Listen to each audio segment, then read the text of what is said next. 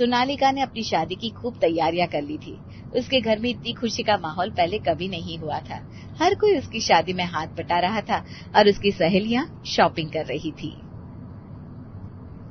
सोनालिका, लगभग सारी शॉपिंग हो गई है। मुझसे तो अब और इंतजार नहीं हो रहा। कितना मजा आएगा तेरी शादी में यार। शादी मेरी है और इंतजार तुझसे नहीं हो रहा। अरे ये सब छोड़ सोनालिका, जीजा जी के बारे में बताना। वो तो शहर में रहते हैं ना, कैसे हो? अरे क्या तुम लोग भी? ओहो, शर्मा आ गई। 2 दिन में तेरी शादी है, इतना शर्माएगी तो कैसे काम चलेगा? क्या तुम लोग भी? मैं शर्मा नहीं रही हूँ। वैसे मेरी उनसे ना थोड़ी बहुत तो बात हुई है फोन पर, मुझे तो ठीक ही लगे। क्या सिर्फ ठीक? और कुछ भी तो बता यार। अरे वो तो शादी के बाद बताऊंगी। 2 दिन में सोनालिका की शादी हो जाती है और वो अपने ससुराल आ जाती है। उसका पति मोहन बहुत घमंडी था, लेकिन सोनालिका को ये सब पता नहीं था। एक दिन सुबह सुबह, सुनिए जी, मैं आपके लिए चाय बना दूं? शादी के 5 दिन हो गए और अब तक तुम ये नहीं जान पाई कि मैं कॉफी पीता हूँ, चाय नहीं पीता। अरे यही दिक्कत है गांव और शहर के लोगों में। मोहन की ये बात सोनालिका को अच्छी तो नहीं लगती, मगर वो बिना कुछ कहे मोहन के लिए ब्लैक कॉफी बनाकर ले आती है। अच्छा सुनो जी।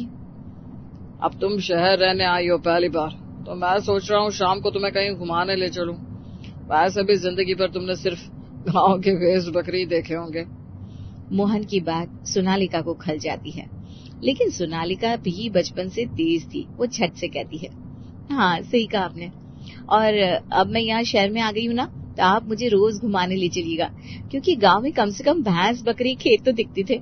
यहाँ तो मुझे डर है कि मुझे ये घर की 4 दीवारों के अलावा कुछ देखने को ही नहीं मिलेगा। क्या क्या कह रही हो तुम? कुछ नहीं, लाइए खाली कप लाइए, मैं ले जाती हूँ। सोनालिका कप लेकर अंदर धोने चली जाती है। यह सब क्या था? कितना अजीब था। ऐसा कैसे इसने मुझे जवाब दे दिया? इसे तो सुधारना ही पड़ेगा। सोनालिका रसोई में खाना बना रही थी, तभी सोनालिका के फोन की घंटी बजती है। फोन उसके पापा का था। हेलो, हाँ पापा बोलिए ना।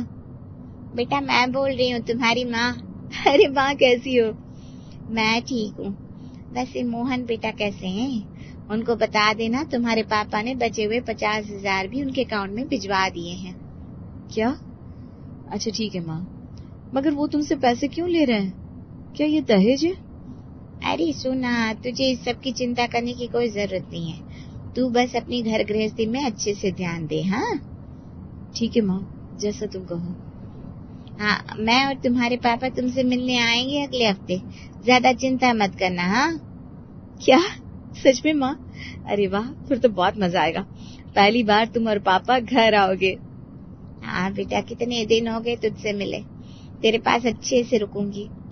और क्या माँ, याद नहीं क्या सासू माँ ने कहा था ना कि बहन जी आपकी बेटी एक घर से दूसरे घर ही जा रही है, अपना घर समझ के आती रहिएगा। हंसते हुए फोन रखने के बाद सोनालिका कुछ सोचती है और मोहन के पास जाकर कहती है। मोहन अपने मम्मी पापा और बहन पूजा के साथ बैठा बातें कर रहा था। सुनिए जी, मम्मी का फोन था, उन्होंने आपको बचे हुए 50,000 भेज दिए हैं।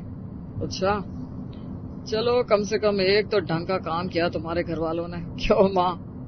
मोहन के सभी घर वाले हंसने लगते हैं। क्या, कैसी बात कर रहे हैं आप? तो और कौन कौन से काम है जो मेरे घर वाले ठीक से नहीं कर पाए, जरा मुझे भी बताइए।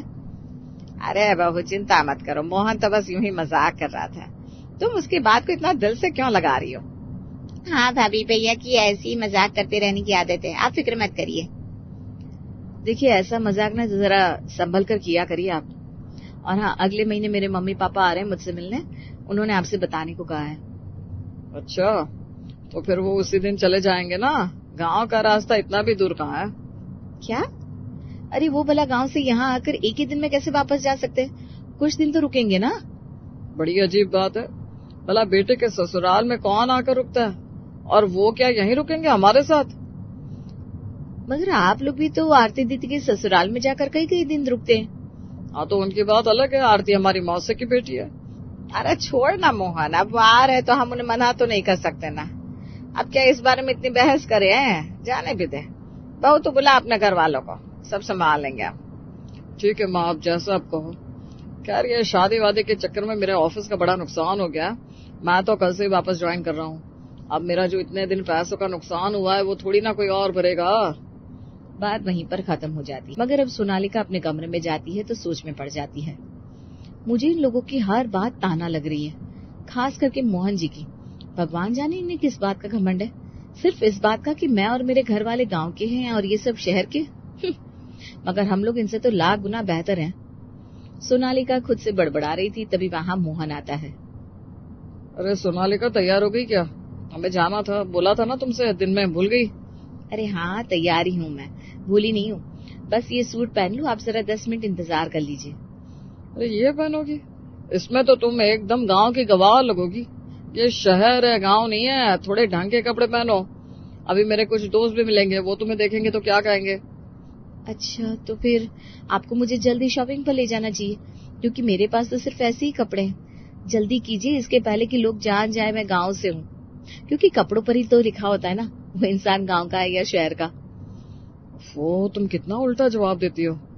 ठीक है, ले चलूंगा कपड़े दिलाने, पर फिलहाल कुछ और पहन लो और जरा जल्दी करो।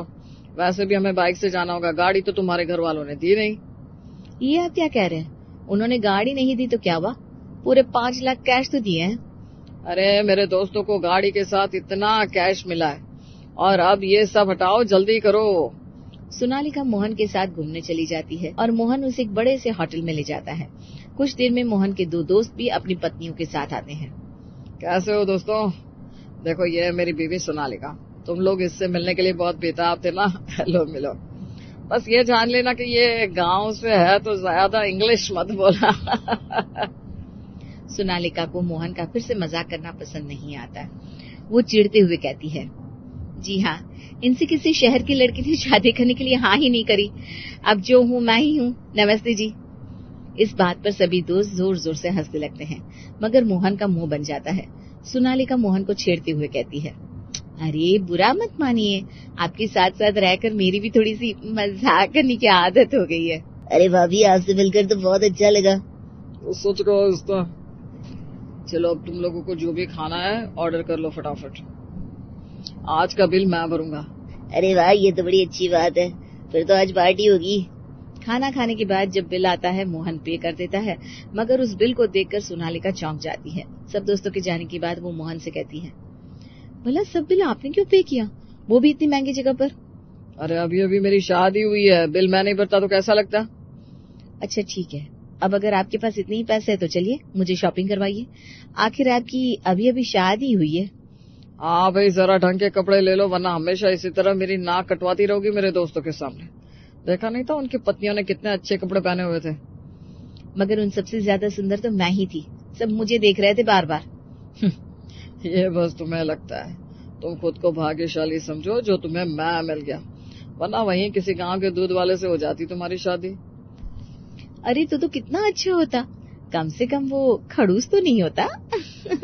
और रोज मुझे ताजा ताजा दूध भी पिलाता। आपने तो बेकार से कोई ड्रिंक मंगवाई थी, बिल्कुल मजा नहीं आया। ये सुनकर मोहन को गुस्सा आ जाता है और वो चुप हो जाता है। दोनों घर पहुंच जाते हैं। अगले हफ्ते सोनालिका के मम्मी पापा घर आते हैं और दोनों परिवार आमने सामने बैठते हैं, लेकिन मोहन अपने कमरे में था। सुनिए जी, बाहर चलिए ना, मम्मी पापा आ गए, उनसे चलकर मिल लीजिए।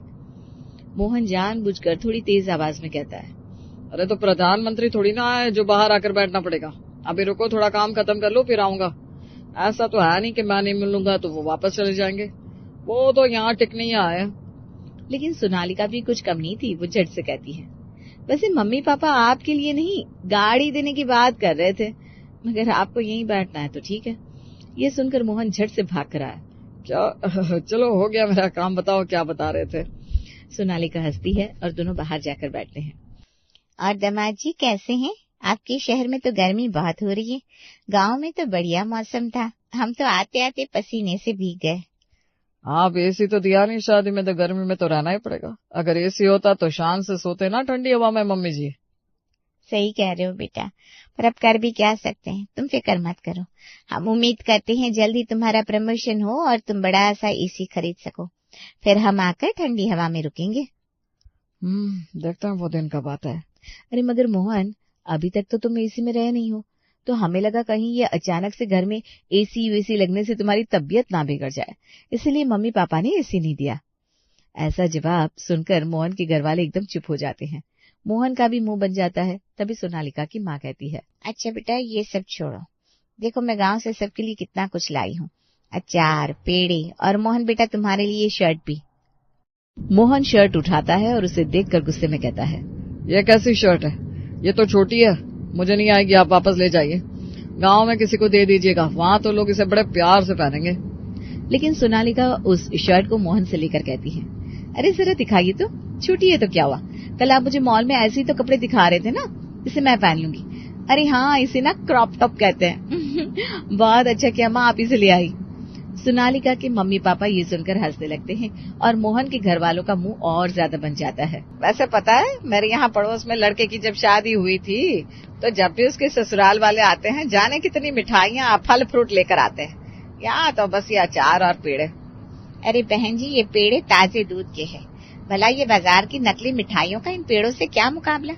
आप जरा खा कर तो देखिए, बहुत पसंद आएगा आपको। हाँ खाइए ना आप हर बार हमसे यही मंगवाएंगी पक्का?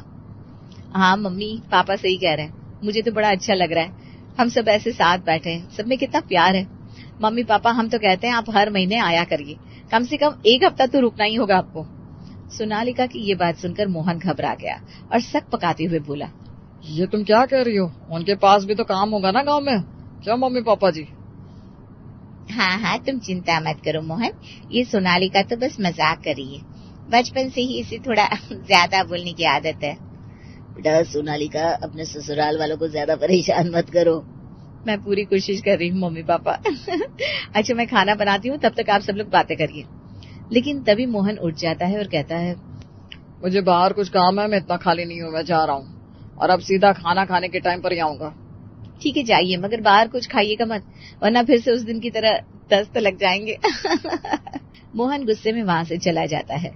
मोहन के घर वाले सोनालिका का मुंह देखते रह जाते हैं। मम्मी पापा ये बहुत ज्यादा बिजी रहते हैं, शहर वालों के अपने अलग ही चोंचले होते हैं, इनके पास कहाँ फुर्सत होती है साथ बैठने की। खैर आप सब बैठिए, मैं खाना बनाती हूँ। ये कहकर सोनालिका खाना बनाने चली जाती है। पीछे से उसकी माँ किचन में आती है। बेटा ये सब क्या हो रहा है? यहाँ का माहौल तो बड़ा ही अजीब है, ये मोहन तो बड़ा घमंडी लगता है। मम्मी तुम चिंता क्यों करती हो, ये घमंडी है तो मैं भी उनकी तेज बीबी हूँ। कुछ ही दिन में उनके इस घमंड का भूत पूरी तरह उतार दूंगी और बाकी लोग तो उन्हें देखकर खुद ही शांत हो जाएंगे। हाँ मुझे तुझ पर पूरा यकीन है, कितना ही टेढ़ा इंसान क्यों ना हो, तू उसे चुटकियों में सीधा कर सकती है। सच का। अब बताओ रात के खाने में तुम्हारा मनपसंद पुलाव बनाऊं क्या? क्यों नहीं बेटा, चल मैं भी तेरी मदद करती हूँ, कुछ अच्छा बनाएंगे हम। सोनालिका और उसकी माँ दोनों मिलकर खाना बनाते हैं। खाने के टाइम पर सब फिर से साथ में बैठते हैं और मोहन भी थोड़ी देर बाद आकर बैठ जाता है। ऐसे ही सब खाना खाते हैं। आज तो खाना बहुत ही अच्छा बना है। हाँ सही कहा, मजा आ गया आज खाना खाकर। सोनालिका बेटा तुम रोज ऐसा खाना क्यों नहीं बनाती? लगता है सोनालिका के मम्मी पापा आए इसलिए उसने अच्छा खाना बनाया, वरना हमारे लिए तो ऐसे ही कुछ भी बना देती है। मगर आप तो हमेशा ऑफिस से देर से आते हैं और घर के खाने का नाम सुनकर ही आप बाहर का खाना ऑर्डर कर देते हैं। और मम्मी जी पापा जी आप दोनों भी, मैं जो बनाती हूँ आपका वो खाने का मन ही नहीं करता और आप हमेशा देर से खाते हैं, जिसकी वजह से खाना ठंडा भी हो जाता है। वो तो आज मम्मी पापा थे तो आप सब साथ में बैठे और गर्मा गर्म खाना खाया, इसीलिए आप सबको खाना इतना अच्छा लगा। साथ बैठकर खाने की बात ही कुछ और होती है। सोनालिका की बात सुनकर सब चुप हो जाते हैं और खाना खाने लगते हैं। हाँ शायद तुम सही कह रही हो सोनालिका, कल से हम सब भी साथ बैठकर खाएंगे और मोहन दोबारा इस घर में बाहर से खाना नहीं आएगा, समझ गए ना? जी माँ ठीक है। ये तो अच्छा है, सबको खाना पसंद आया। वैसे मैं और सोनालिका के पापा कल सुबह वापस लौट जाएंगे। माँ मैंने गेस्ट रूम साफ कर दिया है, आप लोग वहाँ सो जाना और कुछ चाहिए तो बता देना। ठीक है बेटा। सब खाना खाकर सोने चले जाते हैं। सोनालिका भी आकर अपने कमरे में बैठ जाती है और तभी मोहन उससे कहता है, सुनो एक बात तो मैं समझ गया हूँ। अच्छा जी, वो क्या? यही कि तुम भी मुझसे कुछ कम नहीं हो, जितना मैं घमंडी उतनी तुम तेज। अब अगर साथ में रहना है तो दोनों को अपने अपने तेवर कम करने पड़ेंगे, वरना ये घर कम और युद्ध का मैदान ज्यादा बन जाएगा। अरे प्लीज आप खुद को मुझसे कंपेयर मत करिए, मैं आपसे बहुत ज्यादा अच्छी हूँ। क्या? तुम मेरा सोनालिका। फिक्र मत करिए। अब अगर आपने मुझसे हाथ मिला ही लिया है तो फिर मैं भी दोस्ती का हाथ बढ़ा देती हूँ। दोनों हंसने लगते हैं और फिर सो जाते हैं। इस तरह से सोनालिका अपने घमंडी पति और ससुराल को चुटकियों में ठीक कर देते हैं। उनके बीच सुलह हो जाती है और सब अच्छा हो जाता है।